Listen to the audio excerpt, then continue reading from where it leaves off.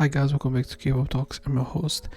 Today it's very late at night. We're doing our second weekly Kpop recap of November 2023, and we're gonna talk about obviously the newest comebacks of this week. We have certain songs to talk about, not that many, like 10ish or something like that. So let's get right into it.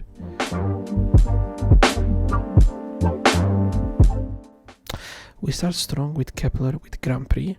I think Kepler has become, I think, a very consistent group, in my opinion.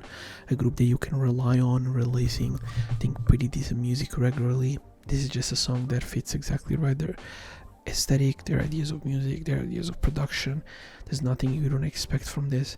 I think quality overall, I think maybe you can complain about the chorus a little bit. It's not as interesting as it could be. I think the girls don't necessarily hit as hard vocally, but I mean, at this point they're there, they don't necessarily have like huge expectations or anything like that. So I think expecting something like that regularly at this point, it doesn't make any sense. This is who they are. They're established and they'll keep being this until the day it's meant. Next you have P1 Harmony with Fall in Love Again. Out of the ones that I've heard from the project, this is probably my favorite. I feel like this is the better produced one that they've released. On top, I think, of having had a very, very good production. I think the chorus is really good. The vocals are there. Lyrically, I think, is an interesting song. So I don't have much complaints. I think P1 Harmony has become a group that I can consider to say a very, very consistent group that releases pretty good music regularly. I think very enjoyable projects. So there isn't much really to complain there. They're a solid group that they will keep doing very good. I think they're better than Kepler in that sense, because I think production wise they tend to really I think maximize their potential more, where I think Kepler goes a little bit more safer in that route. But they're good. They're not amazing, but they're a good group. Next we have Mina featuring Zico with Endue. I think one thing about Mina that I think is very underrated is her choice of features. I think she understands very, very good who fits with her vocally, aesthetically. I think the artist chooses to really feature with, or actually bring the best out of her, whether it's him or Code comes from a production standpoint. I'm pretty sure covered Wu and Jay as well, and they've released very good music. I've said already, I think it's a matter of time before she signs with AMG. I think she fits them very, very well. And good of song vocally. Zico brings a very good rap performance, a very good vocal performance, and the chorus is very, very fun. So, as an artist that I really like, and hopefully she releases a record this year, because I think if she did, she'll probably have one of the better albums of the year. Next we have Vince with Get Out, directly from the Black label. I think Vince released a good dance track, in my opinion. Not overly pretentious, does what he's supposed to do, and he does it decently. Decent vocals, chops by him, and I think production wise, while it's very generic in certain aspects, I think he still fits that mood very well, and he is able to deliver, in my opinion, a pretty solid song in terms of quality. Next we have Ace with Effortless. Ace is a group that I'm not the biggest fan of. Honestly, I've never really been big into Ace, but I think this song is heavily carried by the chorus. I think the chorus is really good. I think it's by far the best part of the song. The rest is fine. I don't really like that much difference in terms of production between the chorus and the rest of the song. The fact that the rest of the song is a little bit too laid back for my personal taste, I think holds the song back a little bit. It doesn't allow, I think, the artist to really bring the best out of it. Again, it's not the worst song you're gonna hear. It's not any of that, but I think the problem with Ace is, again, they miss, for me at least, at a personal level, that extra step to make me become a huge fan of them. They're fine, they exist, I'll listen to their stuff, but I'm never gonna go back to most of it. And this one is maybe an exception. I think it's slightly better in my opinion, but I wouldn't say I would go back to it. It's the best song I've heard this month, because it isn't. Next, Omega X with Junk Food. Another simple banger by Omega X. Personally, don't really love it. I don't like the production. I don't like the way the chorus sounds. Them weird pauses between words. It's very, very, I think, incorrect. Like, it's just weird. It doesn't really get you into the mood at all. I also find some of the stylistical choices not as interesting. The chorus is very, very passable in my opinion. So overall, I think it's a song that is below average for a banger, even for Omega X standards.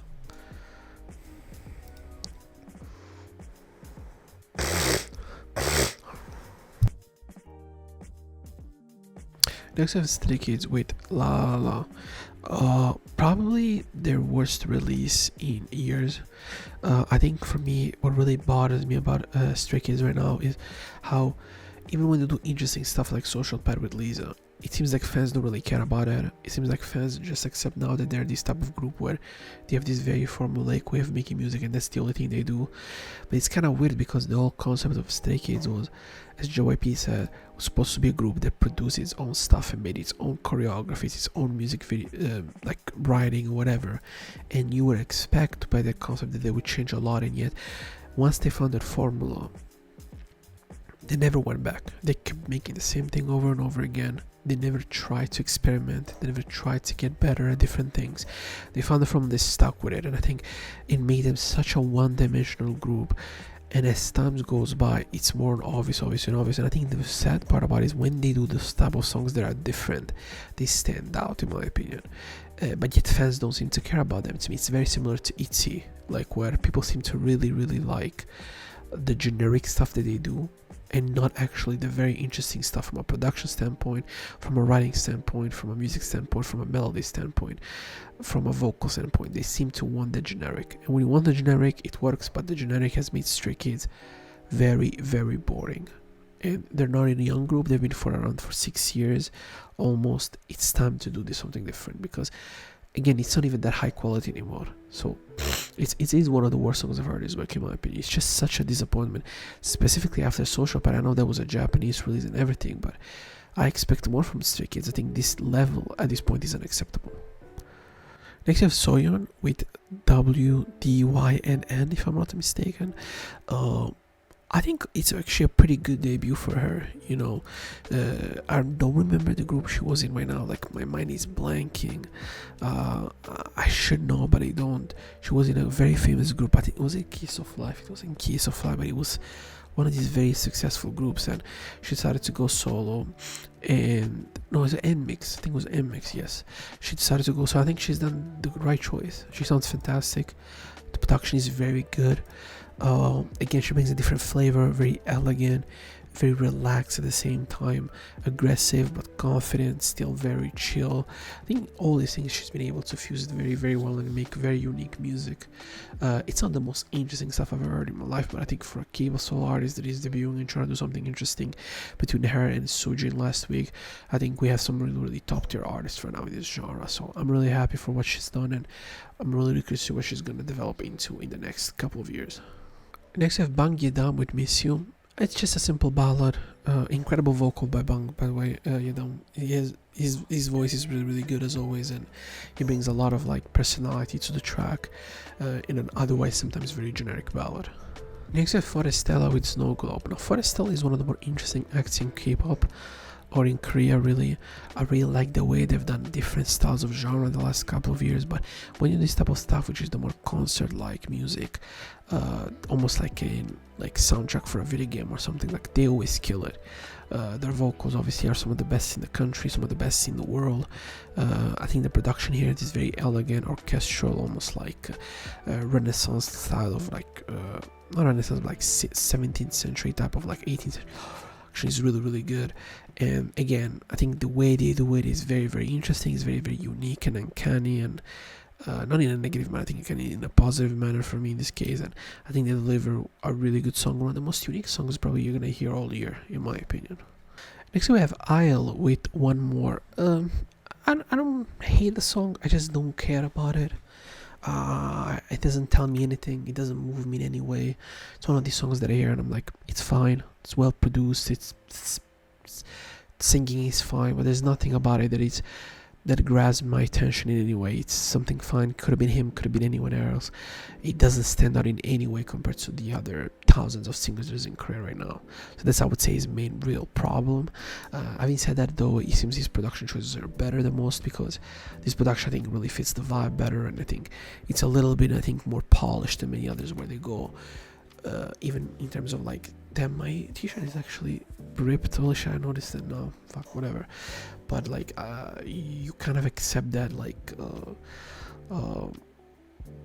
listen to this track, the production is better than most, but again, for me, there's nothing that really grabs me up outside of that, not him, not the lyrics, nothing. It's kind of generic in that sense, and it is. There's a Red Velvet with Chill Kill. I was so hyped for this. I mean, I love Red Velvet. They're one of my favorite groups of all time. I've argued in the past, and I'll argue probably forever, that Red Velvet probably has the best K-pop discography in the history of the genre. There's a problem though. This one feels rushed to me. It seems like there's something missing production-wise. I think there's elements of the song that are missing. I like the storytelling as always. I like the lyrics. I like the way they try different things. I like the references to Sisters, obviously the classic Korean movie, and many others. I just think that for me specifically, there's so much that can go more in this track that was obviously not there. They probably rushed it because it was a long time since Red Velvet released music. There's obviously contract renegotiations going, so obviously they want to kind of like put kind of the pressure, I'm pretty sure, SM. So we'll see where it goes. I think Red Velvet, for me, that like, I hope they stay. I think they can be great artists for 20 years, like a Super Junior. Go and do your own individual thing, then come back once every 2 years and make music. To me, it's worth for who they are as a brand. I just don't think the girls care that much, and Irene and Joy are such a big brand outside of music that it's very, very tempting to go out there and go into a company that is willing to invest millions and millions and millions just to sign you and focus all their attention to you in their company. So it depends where to go. I think overall it's a decent song. I wouldn't go back to it. I definitely have to check the album, because normally the albums don't disappoint. Even when I hated Zimzalabi, my list album, I thought it was good. So outside of singles, which 9 times out of 10 they're incredible, 9.5 times out of 10 are incredible in my opinion. Like, they've only had one bad single in the last pretty much 10 years of their career, which is impressive. But if I have to say, this is one of their weak ones. It's still a good one, but it's one of their weak ones, considering some of the greatest singles ever in K-pop. They have like 6 of them or something like that, so I'm not that worried about the album itself. Next we have Weeb with Bang, debuting boy group. What did I say? Girl group, boy group. I think Bang is a solid track in my opinion. I really like the production. I think the vocals are very, very crisp. The guys can sing very, very well. You can just hear it from day one. Compare this to like when Luminous debuted, or Omega X, or even when Stray Kids debuted, where Stray Kids songs had these extreme effects on them, this song is just their vocals, not many effects on it. I think they're allowed to sing very well. Again, as I said multiple times during this video, not the most original production, but again, for a debut, it does its job well, brings the best out of the guys, and I think the chorus is actually pretty interesting in my opinion. It's one of the things that really, really stands out of this track, where sometimes you tend to listen to other groups and you're like, the chorus, this one stands out with the whistling, with the weird like sampling, and the whole like onomatopoeia that they use to kind of bring you into it. So the groove is there, the production is there, and the vocals are there, which is the most important thing. And they haven't put so much effects on them, which covers them, because they're confident the guys can sing. So it's one of the better male group, I think, rookie debuts in the last 2 or 3 years. I mean, after 2020 was a very bleak moment for rookie boy groups. This year has been better, but it's definitely one of the more positive ones I've heard in the last 2-3 years, easy in my opinion.